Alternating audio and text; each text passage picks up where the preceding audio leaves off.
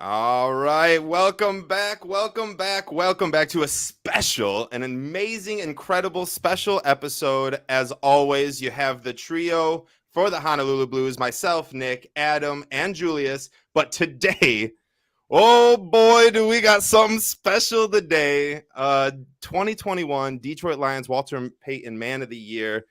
Extremely exciting guest, Jason Cabinda. Thank you so much for joining us, brother. Appreciate you coming on, dude. My guys, appreciate y'all having me on, man. Oh, Appreciate.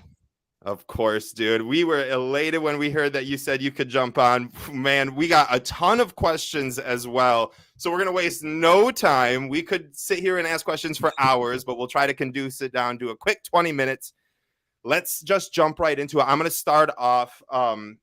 So, Jason, you finished your collegiate career 9th all-time in Penn State tackles. All-time in Penn State. It's incredible. And now you are paving the way for some of the best running backs in the league. In fact, we just had a running back break Barry Sanders' record, which I think everyone in Detroit thought was untouchable. And a lot of that was because you helped pave that way. I have to ask, though, what was the biggest difficulty going from defense to offense? I think just language, being in the offensive huddle compared to the defensive huddle, listening to the quarterback and hearing how long offensive play calls are. That was one of the biggest adjustments. Defense, really you're just adjusting to what the offense does or how they line up. And so, like, you have a pretty basic call or blitz call, and kind of how everything works is depending on how the offense lines up against you guys. But, offense is all about execution. Everybody has a job. So, the play call, everybody's job is really in it in terms of what you got to do. So you really got to listen in. And, some quarterbacks say it fast. Some don't say it as fast. Some, you know what I mean? So you got to adjust from that standpoint. So I think just the language. I think I had a really good head start because of the fact that I played linebacker. And when I looked at defenses, I knew what was happening, and that helped a lot. But I think for me, just from a technique standpoint,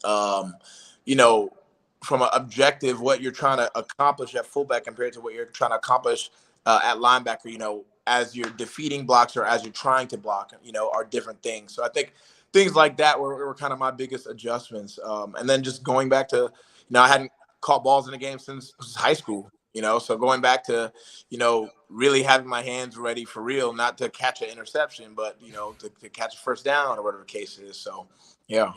That's awesome. Oh, Adam, you're muted. No. I am muted. But anyways, come what on. I said was, or even catch a touchdown, because we all know you got one of those in the bag. But obviously, offense and defense is, very different. But I guess the one big difference I have, or question I have, is Dan Campbell and Matt Patricia. Two obviously very different coaches, different head coaching styles. But to you, what was one of the two biggest, differences between these two guys? Because we obviously saw a big change. Yeah, huge differences. Obviously, not just from a coaching perspective, but from even a personality perspective. I would say for me, Dan came in and Dan had a culture that he wanted to instill in our building. And what I love about Dan is, it was, it's been super tough, and everything about, what we do was super tough from the day standpoint, how many hours to put in, all those kinds of things. But one thing I loved about Dan is when we did start getting it, when we did start picking up the stuff, he treated us like grown men. I think Matty P treated it more like a college program or from a young player's perspective. Which I think when you have very young teams, you do have to do, but I don't feel at the times he was here that we were super young. So I think from that perspective, once Dan, started and we responded and we started doing things the right way and we started playing ball the way that he wanted us to play ball, and things really started to synchronize from that standpoint. I think that's when Dan started to, throw us a bone here and there. And when those types of things happen, it just, the relationship between Coach Campbell and the players, I think, is just so harmonious. That's the best way, I could say it. Obviously, he's been in our shoes. He's played, not just played, but played 10 years or so, however long, and had success at this level. So to be able to be one of those guys who's really legitimately sat in our shoes, which, you know, so many coaches cannot say, which I think in itself can sometimes create a level of disconnect, have you will. So to be able to have that extra layer of connection with a guy like Coach Campbell, I think goes so much further. I just think the guys really, really respect him, respect everything that he says, you know, are always really paying attention and in tune and honing in when he speaks. He really commands the room. Yeah, man. As a fan, when you can get the passion of like, I'm ready to hop on the football field and go in the game for this guy, that's how you know you got, you know, the players buying in. No, that's absolutely, you know, how we feel. I'm you know, 100% certain that absolutely everybody would run through a wall for you know. Obviously, you guys saw, you know, there were plenty of coaches on our staff that, you know, had opportunities, you know, whether it's head coaching interviews or offer jobs or whatever the case. And, you know, these guys all decided to come back, you know, because they know what we have cooking here in Detroit. They know what the culture is. They know we're doing things right here. And it's something that people want to be a part of. And I think that's what makes, you know, what's happening right now so cool is the fact that I feel like for a while now, Detroit hasn't been that. It hasn't been that attractive place that guys want to go to. But I think, you know, word is spreading around about the way that we do things in the building and you know, treating each other like men, being professionals, the way we work, you know, all and what's expected, you know, on a daily basis is really just the way things should be run. Amen.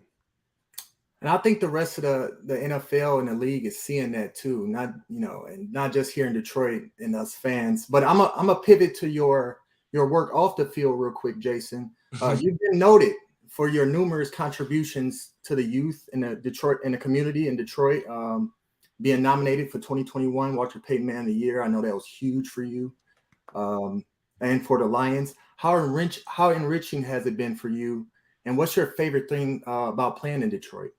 I mean, that part of this has been, you know, such a huge blessing to me. You know, I love the kids. I've always been, you know, a guy who's always looking to get involved and to help people and stuff like that. So to be able to be put in this position, I think you just really cannot take it for granted. I think, you know, to me, in God's eyes, the way to get blessed is to continue to bless others. And that's how God continues to bless you, you know, is blessing others and helping others. So, you know, to be able to be put in a position where I can in itself is absolutely awesome. And I don't take it for granted. So, you know, we were able to do so much with the kids this year. You know, we expanded our reach in terms of how many schools we went to. I mean, the kids got to go see the new Black Panther movie in theaters. You know, I mean, there was just somewhere we went to Dave and Buster's for the kids, you know, who are doing really well in school and showing exemplary behavior. You know, we had a ton of reading challenges, giving out tickets, you know, all those kinds of things.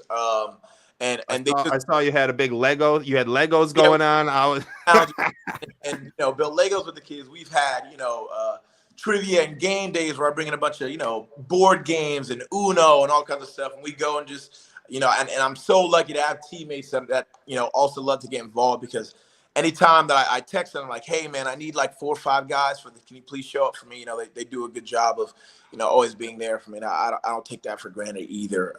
But, you know, that the charity that I work with, Athletes for Charity, and Kathleen Laporte was really my point. I mean, she does such a good job. She's always pushing me to, you know, go the extra mile, even when I'm tired or even when I'm like, you know, Kathleen, we've been doing a lot. She's like, no, Jason, I know you. I know your heart. I know you're going to pull this off and do it. And I appreciate that from her and the way she pushes me in that regard.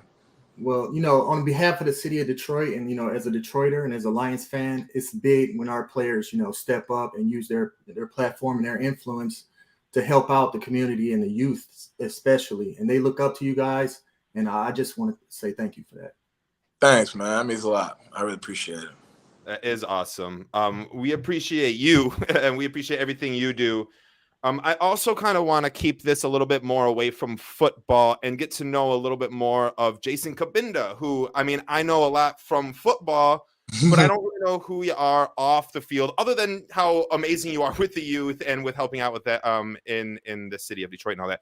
What is a hobby of yours? So like football season's over, or even just during football and just when you have some downtime, but like off season when there is a little bit of downtime, what is it that you like to do? Like, what is your hobby? What is something that keeps you motivated outside of football?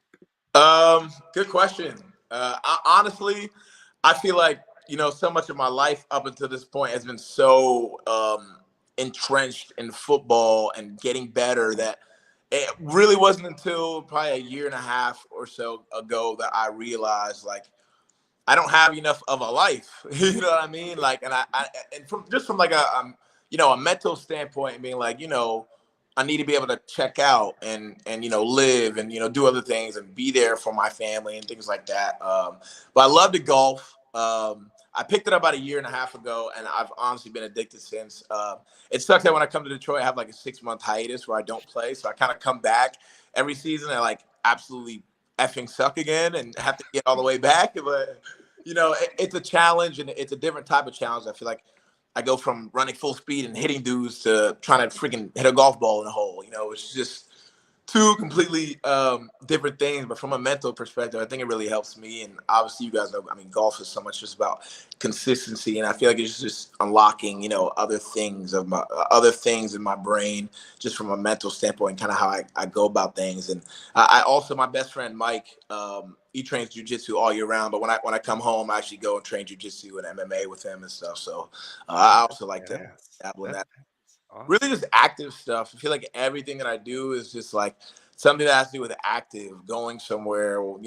I picked up hiking like when I first got into the league because I lived in Oakland, and up until that point, like I never went hiking before, and I went for the first time like with my dog, and I really enjoyed it. And I was like, damn, like I really could have been hiking all this time. I don't know if I thought I would hike and go see like a mountain lion or a crazy bear, and I was like, that's not for me, but obviously my perception was very skewed, so I'm glad I got over that. There's a lot of good hiking trails in Michigan too. You know what I mean? Not mountainous. You aren't probably going to run across the mountain line, but a lot of good hiking trails, a lot of couple day hiking trails and stuff like that. So that's awesome. My dog really he enjoys it there. That's awesome. So now, Jason, obviously, I got a generic question for you. It's the basic one. You're a Detroit Lion for the last 4 seasons. What has been your most proudest moment, or that just one moment where people, find out you're a Detroit Lion talking to you, and they're like, you tell that one that clicks in your head first? Ooh, good question. I probably have a couple. One was probably against Cleveland last year, where I took a dive for like 20-25 yards, and I hurdled the dude at the end of the play, and like I felt like that was a big confidence boost for me to like just a reminder of myself to who I am, and like because just moving the offense and doing it in the league, this late in your career, obviously you don't see it often. So I feel like you just gotta go out there and you gotta make plays to get that confidence back, to get that and guys who play, they know the level of confidence you had like in high school and in college, to really achieve that level of mindset and belief in self really is what it is. That's one of those plays that really, really helped me to do that. And then another one would probably be my touchdown catch against Arizona. My first touchdown in the league, first since moving to offense. I know that was just a big play for me, and my family was really proud of that one. Did you keep? Yeah, that was kind of the dagger too. It was like not game-ending touchdown, but that was the one that sealed it. You knew the Lions. It was kind of a nice victory too, because I think it was just our second win right after the Vikings win, and it was a tough season. So to see the Lions rally around you, the whole team, Goff, and just some of the other backup players that have been in for the injured wide receivers, etc., to step up and beat a playoff contending Cardinals team, that was huge. Yeah, it was, and it was a statement victory in that sense. It was one of those games where it's like absolutely everything that we envisioned, the way we wanted to attack this game, what we wanted to happen, it played out that way. So it was from beginning to end too in that game. From beginning to end, it was awesome. As a Lions fan of watching that, it was just an amazing game to watch. Yeah. Did you keep that ball though? I gotta know. I did. I do have it. It's painted all nice. I'm probably gonna send it to my mom for her to put it with the rest of my football.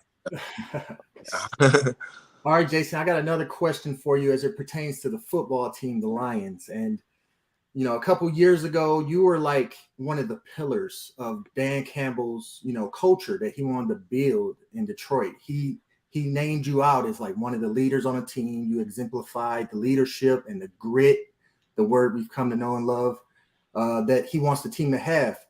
So going into 2023, and just these past 2 seasons, can you just give us a quick opinion on what you think the Lions your ceiling is in 2023 going into next season. You know, before it all.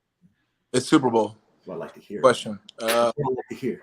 And I think you know, everybody in the building knows what we're capable of. Everybody in the building knows what we're working towards. Everyone is very locked in.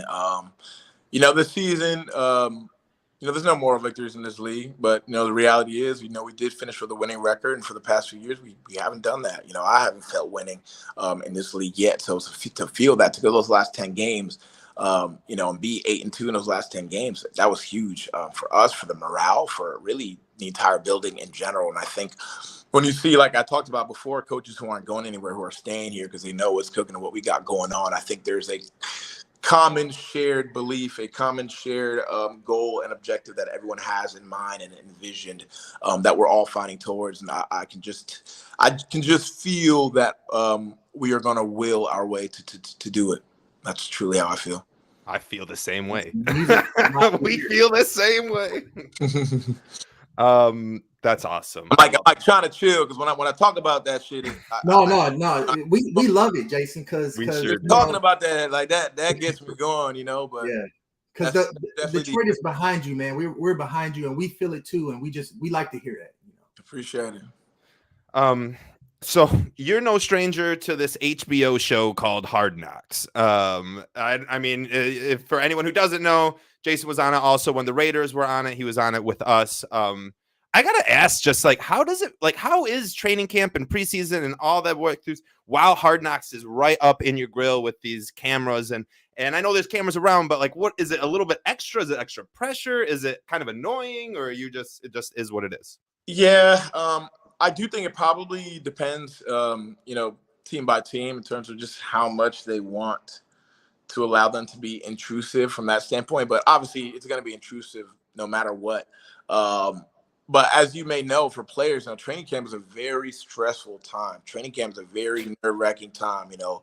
Depends on your role on the team, you know, what things are looking like for you. There's numbers, you know, guys are going to get cut. So, you know, it's and you know, with the league, it's very cutthroat, as you guys know, and your life can really just be uprooted and you can be sent somewhere or traded or cut, like I said. So, you know, there's a lot on the line each day, and it is tough. And I think from a Hard Knocks perspective, I do like that it captures some of that and some of the raw emotion that you guys see and what guys are fighting for during training camp. But I feel like they did a good job in our building with us and not trying to do too much, you know, trying to be out of the way from a certain standpoint. But, you know, it is what it is. You know, everywhere you turn, there's cameras, you know, there's hot mics, you know, all those kinds of things. So not only do you have to be on your stuff, but you also, you know, you got to remember that there's mics around. You can't just be saying anything, you know. So you just got to be very cognizant of your environment at all time, on top of the fact that, you know, you're obviously your talents and everything's being displayed on national,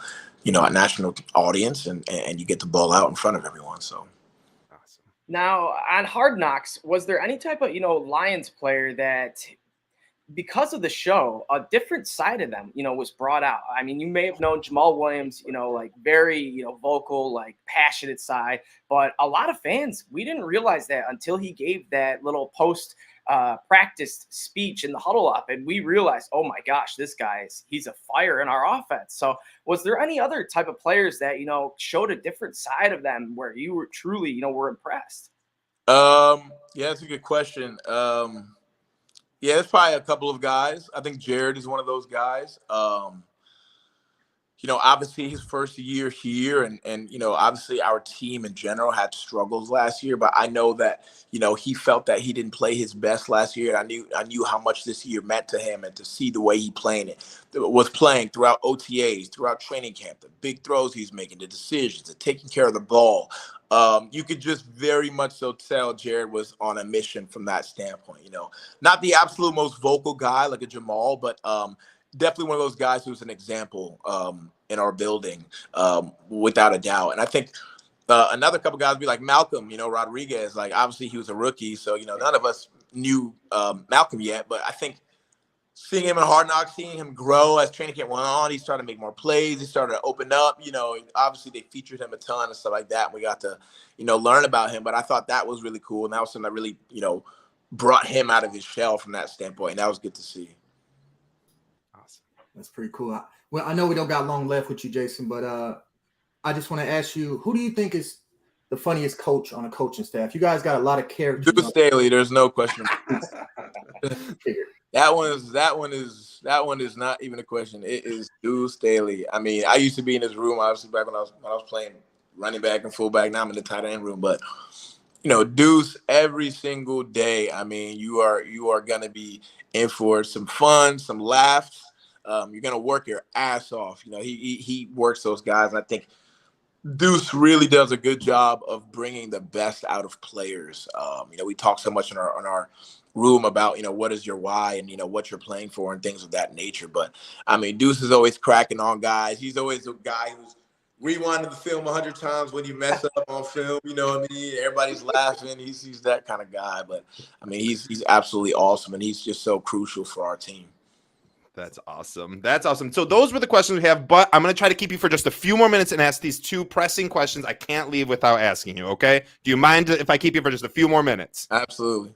Okay, first question is, speaking of tight end room, we just went and hired a coach today, Steve, I'm going to butcher his last name, Hayden or Hayden. Do you know anything about him? What is your impressions on him? Are you excited? Say that one more time. You said that we did? We hired him, you said? Yes, sir. Tight ends coach Steve Hayden from Arizona Cardinals. Yeah. I didn't even know that. That's breaking live. Yeah, I guess I could be wrong on that. I don't know. Maybe I'm wrong. I'm pretty sure I'm right. But anyways, I have a follow-up question, which is with another coach, Ben Johnson, who turned down head coaching interviews and possible jobs to stay home in Detroit because of what he said, per Tom Pelissero, we're building something in special in Detroit, and I want to stay here for it. What does it mean to bring Ben Johnson back to this offense, to this coaching staff?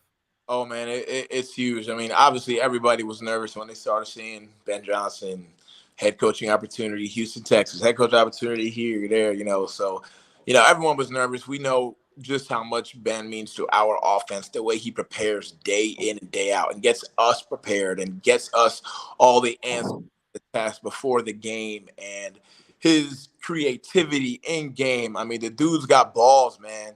The dude's got balls. I mean, straight up. I fucking love Ben, bro. I mean, he just, and it's not even that, but it's also his flow throughout the game, and I think that's what really is what makes Ben special, because there's a ton of talented offensive coordinators in the league. Everybody's got plays, everybody's got X and O's. But I think the way Ben builds the game plan during the game, the way he sets things up later, the way he keeps things in the back pocket, the way he knows just the right time to call certain things and catch the defenses in certain coverages that he wants certain plays run to, I believe is special. That's awesome. He's playing chess while everyone's playing checkers, and that's what we love to hear. Like it. For real. Feels like it. That's awesome. Well, Jason, my gosh, thank you so much for coming on, dude. This has been amazing. Oh, man, it means a lot. It means a lot for you to join us. Once again, Jason Cabinda, everyone. We appreciate you. Thank you so much for coming on. We are. Go Lions. Go Lions. Lions, one pride. All right, brother.